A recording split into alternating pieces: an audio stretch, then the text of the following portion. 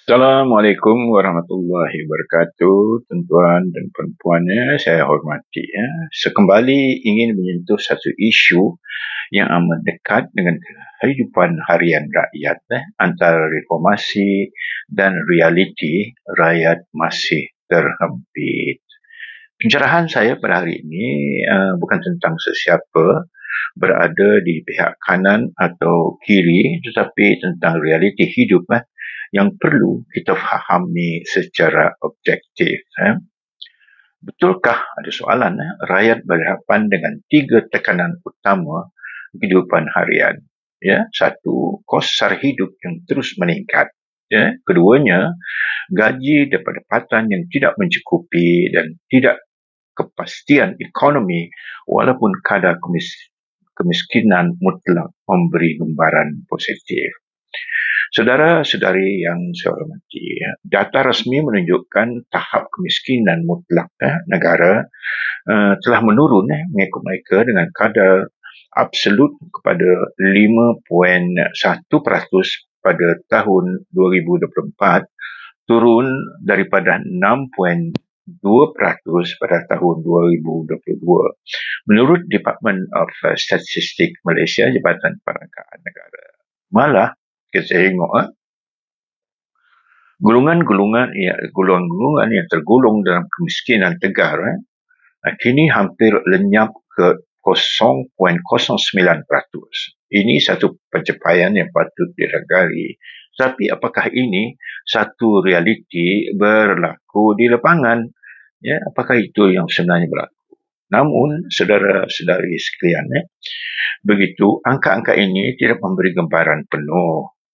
Purata pendapatan isi rumah meningkat, tetapi purata median dan gaji pekerja formal ialah RM2,864 sebulan pada pertengahan 2025. Menurut pengajian, kadar yang ideal untuk hidup yang bermaruah dianggarkan perlu melebihi RM5,000 sebulan, jauh lebih tinggi daripada median semasa. Di samping itu, jurang pendapatan antara negeri dan kumpulan sosial masih ketara. Ini yang berlaku di bawah sana. Kalau mereka turun ke lapangan, baru mereka memahami. Walaupun kadar inflasi terkawal pada purata sekitar 1.4%, hal ini tidak mencerminkan beban sebenarnya rakyat kerana inflasi dalam barangan asas seperti makanan, minuman dan sebagainya meningkat lebih begitu tinggi sekaligus menjaskan kuasa beli.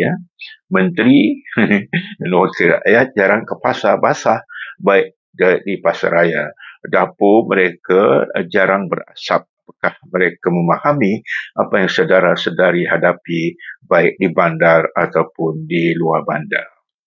Berita tanggapan positif pada statistik besar tidak sepatutnya menutup tekanan yang dirasai oleh isi rumah sederhana dan golongan B40. Mereka bukan miskin, tetapi tidak cukup pendapatan untuk menampung sara hidup yang semakin menekankan. Saudara-saudari yang saya hormati sekalian, keadilan bukan kadar statistik.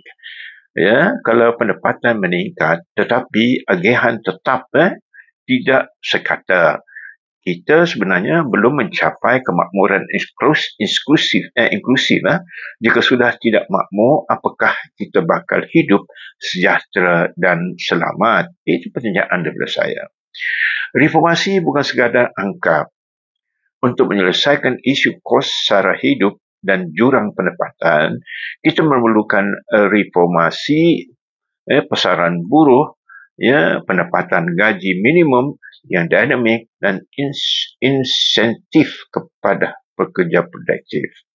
Ini salah satu pendekatan yang perlu kita ingat dan perlu kerajaan perhatikan. Tuan-tuan dan puan-puan, saudara-saudari sekalian, di mana sahaja berada, ada yang kata beri masa pada dasar ekoran statistik kemiskinan menurun. Okey, kita bagi kadar masa. Tetapi statistik kemiskinan mutlak yang rendah tidak mencerminkan kualiti hidup median rakyat, terutamanya ketika pendapatannya pekerja belum setara dengan kos sara hidup yang makin meningkat setiap hari. Tuan-tuan dan puan-puan, saya sengaja membangkitkan kos sara hidup, keadaan hidup rakyat di bandar dan luar bandar. Kita pernah dengar ya, miskin dalam bandar yang sepatutnya perlu, yang tidak perlu berlaku. Ya. Ada yang berpendapat, tuan-tuan dan puan-puan, berapa langkah yang perlu kita titik beratkan. Ya. Salah satunya antaranya mungkin ya, saya fikir, semakkan semula mekanisme penetapan gaji minima berdasarkan kos sara hidup semasa. Setiap hari kos ini meningkat. Semalam, hari ini, sebelumnya dan sebagainya. Ya. Apatah lagi waktu perayaan, itu tetap naik dan tidak akan turun. Peningkatan peluang pekerja berkualiti. Dasar sokongan kepada golongan pekerja muda dan golongan berpendapatan rendah. Itu maksud saya. Jadi tuan-tuan dan puan-puan, saudara-saudari sekalian, inilah satu isu yang dihadapi oleh rakyat baik di bandar ataupun di luar bandar. Apakah isu ini tidak perlu kita bangkitkan? Apakah isu ini kita ketepikan? Tetapi dalam masa yang sama, kita hendakkan rakyat ini hidup sejahtera, hidup selamat dan sebagainya. Saya beranggapan bahawa statistik boleh memberi kita gambaran, tetapi bukan akhir kisah. Sebab isu kemiskinan ini bukan satu yang ada satu notah. Pernah dengar PMS katakan kita coba nak menotahkan kemiskinan, tetapi bukan satu tugas dan isu yang begitu mudah. Kita perlu membaca data secara kritikal, memahami tekanan hidup sebenarnya di lapangan di bawah situ, ya, dan menyusun dasar yang bukan sahaja mencatat angka baik, tetapi memberi kesan langsung ke atas kesejahteraan rakyat. Ya. Jadi kita mesti tengok dari banyak segi. Yang saya bangkit perkara inilah satu perbualan di mana-mana kita dengar. Ya, kos sara hidup makin meningkat disebabkan ini, disebabkan itu. Ada juga disebabkan GST, ada juga dikatakan sebab kenaikan kos minyak, pengangkutan dan sebagainya. Semua ini adalah menyumbang ke atas kos sara hidup itu meningkat. Tetapi gaji masih kekal di tempat yang hampir sama. Jadi tuan-tuan dan puan-puan, apakah pandangan tuan-tuan mengenai isu ini? Apakah tuan bersetuju atas pandangan saya atau tidak bersetuju? Silakan bagi komen, subscribe dan terutamanya share lah di kalangan kawan-kawan kita yang berada di luar sana, ya, yang tidak mengikuti pencerahan saya, dan lebih baik kita memahami sebelum kita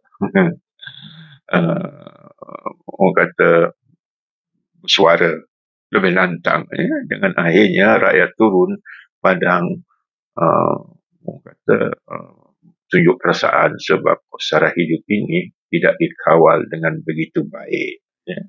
Sekian. Assalamualaikum warahmatullahi wabarakatuh.